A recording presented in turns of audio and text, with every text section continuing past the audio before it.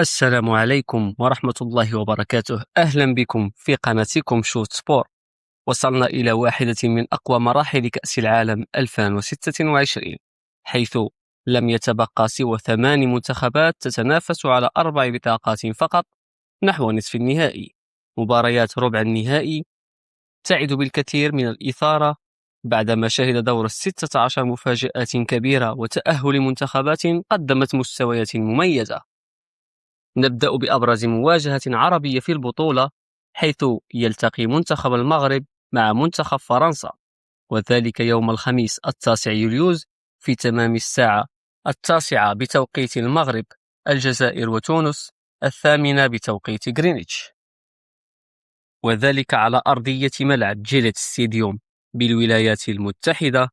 وتبث هذه المباراة على قناة بي إن سبور ماكس 1 والأولى.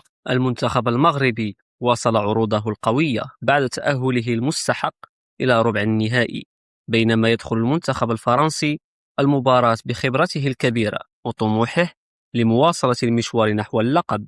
الجماهير تنتظر مواجهة تكتيكية من أعلى المستويات بين المنتخبين.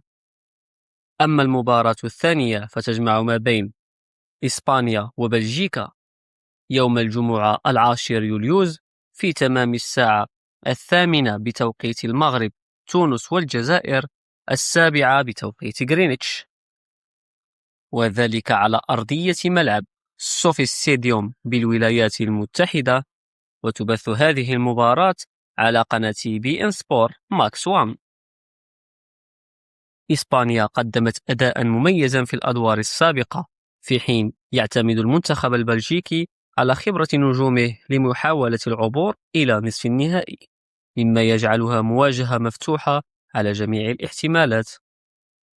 وفي المباراة الثالثة يلتقي منتخب النرويج مع منتخب إنجلترا، وذلك يوم السبت 11 يوليوز في تمام الساعة 10 ليلا بتوقيت المغرب، الجزائر وتونس 9 ليلا بتوقيت غرينتش. وتقام هذه المباراة على أرضية ملعب هارد روك ستاديوم بميامي، الولايات المتحدة. وتبث هذه المباراة على قناة بي إن سبور ماكس 1. النرويج فاجأت الجميع بإقصاء البرازيل، بينما يسعى المنتخب الإنجليزي إلى مواصلة نتائجه الإيجابية والاقتراب خطوة جديدة من اللقب العالمي. ونختتم مباريات ربع النهائي بقمة قوية تجمع ما بين المنتخب الأرجنتيني والمنتخب السويسري، وذلك فجر يوم الأحد 12 يوليوز في تمام الساعة 2 صباحا بتوقيت المغرب، الجزائر وتونس 1 بتوقيت غرينتش.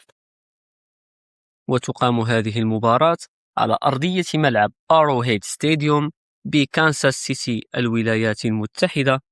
وتبث هذه المباراة على قناة بي إن سبور ماكس 2. المنتخب الأرجنتيني يدخل المباراة بثقة كبيرة، بينما أثبت المنتخب السويسري أنه قادر على مقارعة أقوى المنتخبات بعد مشواره المميز في البطولة. والآن جاء دوركم، ما هي توقعاتكم لنتائج هذه المباريات؟ ومن هي المنتخبات الأربعة التي ستتأهل إلى نصف النهائي؟ شاركونا توقعاتكم في التعليقات. إذا أعجبكم الفيديو لا تنسوا الضغط على زر الإعجاب والاشتراك في القناة وتفعيل جرس الإشعارات ليصلكم كل جديدنا عن كأس العالم 2026. وشكرا لكم على حسن المتابعة، وإلى اللقاء في فيديو جديد.